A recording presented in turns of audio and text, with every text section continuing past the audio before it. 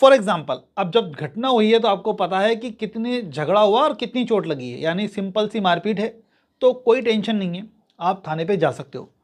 आपको ऐसी सिचुएशन में अपनी तरफ से भी कंप्लेंट देनी चाहिए और बताना चाहिए वर्जन। ये हो गई एक बात, क्योंकि जहाँ सिंपल दिख रहा है वहाँ, लेकिन आपने मारपीट की, उसके सर पे गंभीर चोट आई है और डैमेज हुआ है उसका सर, और आप अब थाने पे जाते हो रिपोर्ट दर्ज कराने, तो आपको जेल जाने से कोई नहीं रोक सकता, आपको जेल जाने पड़ेगा। वो हो सकता है 307 या 308 का मामला बना दिया हो पुलिस ने। तो ऐसे केसेस के अंदर लापरवाही बिल्कुल नहीं करें, वकील की सलाह के बाद ही आपको थाने जाना है।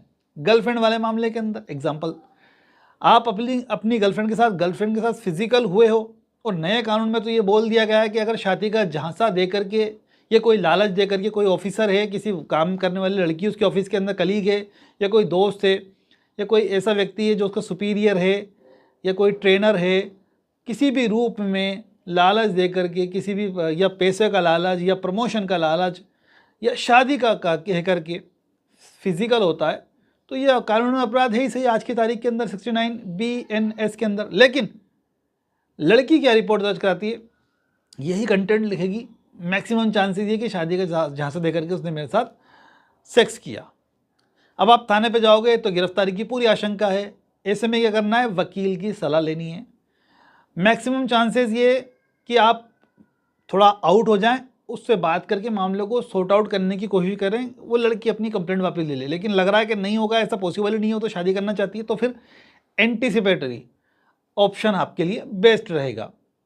ये हो गई एक कंडीशन। 482 में जा सकते हैं आप एंटीसिपेटरी के लिए BNSS में।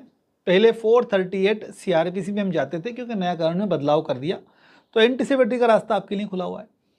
तीसरी कंडीशन जो मैंने दी थी हस्बैंड वाइफ वाले मामले के अंदर, क्योंकि जो मामला है हस्बैंड वाइफ का, ऐसा मामला है जिसमें 3 साल तक की सज़ा का प्रावधान है। क्रुएल्टी की, घर से निकाल दिया, ये लड़की की ज़्यादातर कहानी होती है, या डिमांड की, क्रुएल्टी की, घर से बाहर निकाल दिया। तो ये जो केसेस है, इसके लिए सुप्रीम कोर्ट का जजमेंट है, राजेश शर्मा वाला, Arunesh Kumar versus state of Bihar का। इन जजमेंट में गाइडलाइंस है सुप्रीम कोर्ट की, जैसे कि रूटीन में हस्बैंड वाइफ के मामले में FIR दर्ज नहीं करना चाहिए। सबसे पहले जब FIR दर्ज नहीं हो रही तो गिरफ्तारी की टेंशन तो वैसे ही खत्म हो गई, मीडिएशन कराना चाहिए।